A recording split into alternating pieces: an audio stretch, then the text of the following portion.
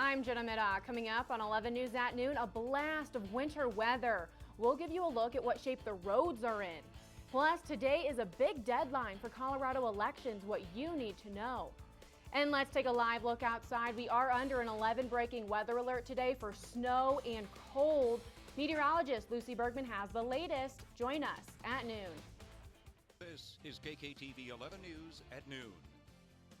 That cold and snow is a shock to the system, but it is bringing some relief for the wildfires burning in northern Colorado.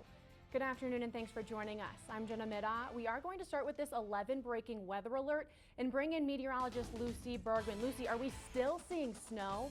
A little bit, Jenna. Slushy and gross out. Yeah, it doesn't look fun to be out. And we do know, though, that the plows are out and they're working hard. The city of Colorado Springs says it has a full call out of 40 plows right now clearing the streets, and a fresh set of plow drivers actually took over right at noon, and they are expecting to stay out on the roads all day long.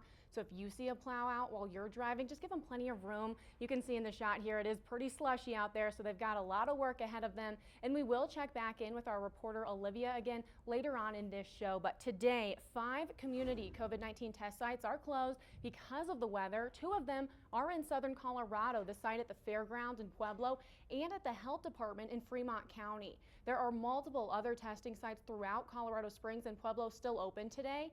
And we have a link to a map that lists all of those locations. Just head on over to our website, kktv.com, and click on Find It. And this is a good time to remind you to make sure you download our 11 Breaking Weather app. It is different from our news app, and you can stay up to date with what's happening in your neighborhood as the storms hit. There you can see radar and track the storm as it's happening, so a really good resource.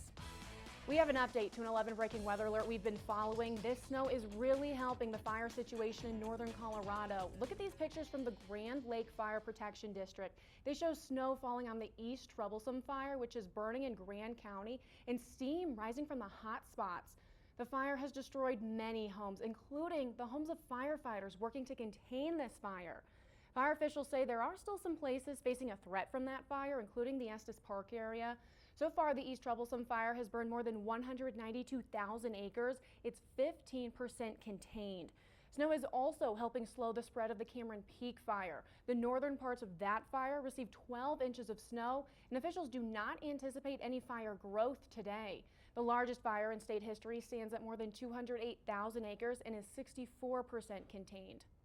This is developing now. Southern Colorado firefighters are investigating the cause of a fire at an abandoned house. Take a look at this video Pueblo police posted on Twitter. You can see how bright the flames are in the night sky. Investigators believe squatters may have started this fire. This is at a home just north of downtown Pueblo. Today is the last day to mail your ballot to make sure it arrives by election night. After today, the El Paso County Clerk and Recorder recommends people drop their ballot off in one of the drop boxes around town. Today is also the last day to register to vote and get a ballot mailed to you. If you register after today, you'll have to go to one of the voter service and polling centers in the county. Every person who is eligible to vote. You can also still vote in person in Colorado, and if you are planning to send your ballot through the mail today, just make sure it has 65 cents postage. This is happening now. COVID-19 cases are climbing rapidly in Colorado. There are over 1,500 new COVID-19 infections statewide. State officials are worried about the strain this fall surge could put on hospital capacity. A new modeling report predicts Colorado will likely exceed the April peak in hospitalizations by mid-November if the state doesn't change course. In El Paso County, the incidence rate is at a record high. It's now at 252, according to data from the health department. That's the number of confirmed cases per 100,000 people in the last 2 weeks. The county is working to get the state's approval on a plan to lower that number. If the county's numbers don't drop, the state could implement more restrictions. Governor Jared Polis will not need to quarantine after meeting with a Colorado mayor who tested positive for COVID-19. The Tri-County Health Department told the governor there's no risk of catching the virus after he appeared with Aurora Mayor Mike Kaufman at a press conference more than a week ago. It was an outdoor event to promote Colorado's mail-in ballot system, and both men wore masks. Right now, some kids are in the hospital after a deadly crash. Colorado Springs police say a woman was killed after a truck lost control and hit the car she was in. They say 5 kids were also in that car. Police had Mark Scheffel shut down near Drennan for hours yesterday so the major crash team could investigate. Officers say a pickup truck hauling another truck on a trailer lost control and went into oncoming traffic. That's when it hit the SUV the woman was in. The children inside, along with the driver, were taken to the hospital. Police say their injuries are not life-threatening. The driver of the truck was not hurt. Today, people in Colorado Springs can give their feedback to the city for the 2021 budget. The City Council is holding a public hearing in Town Hall tonight from 5:30 to 7. If you want to comment, you can call the number you see there on your screen and type in the conference ID. The meeting will be broadcast live on the Colorado Springs City Council page, and we also have all this information over on our website. Just go to KKTV.com and click on Find It.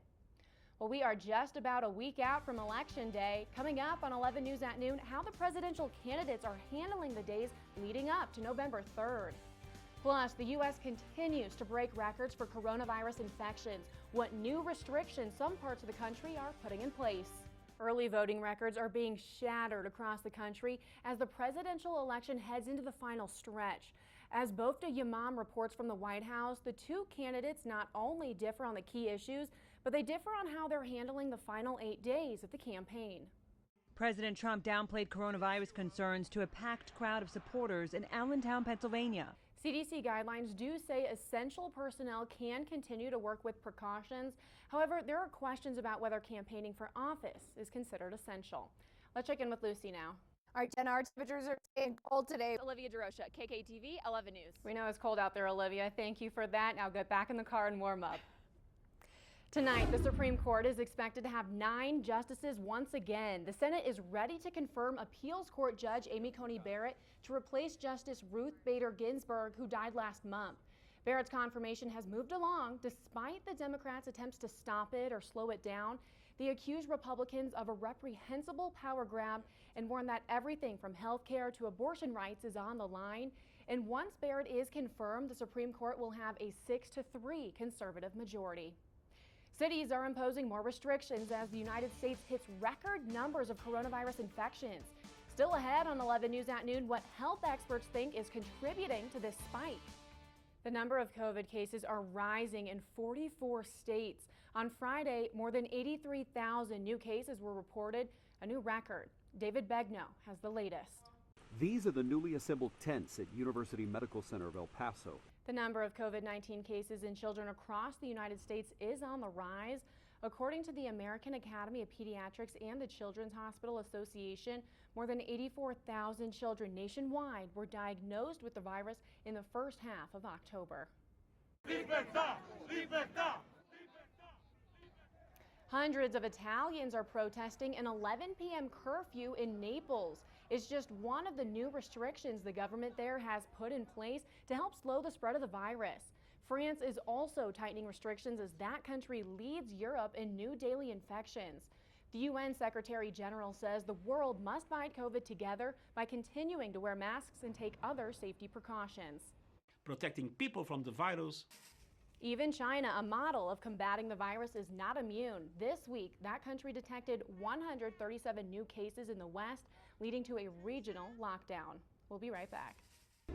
Right now, the El Paso County Sheriff's Office needs your help identifying a suspect accused of breaking into cars at trailheads. Take a look. The Sheriff's Office released this surveillance picture of the suspect at a local store.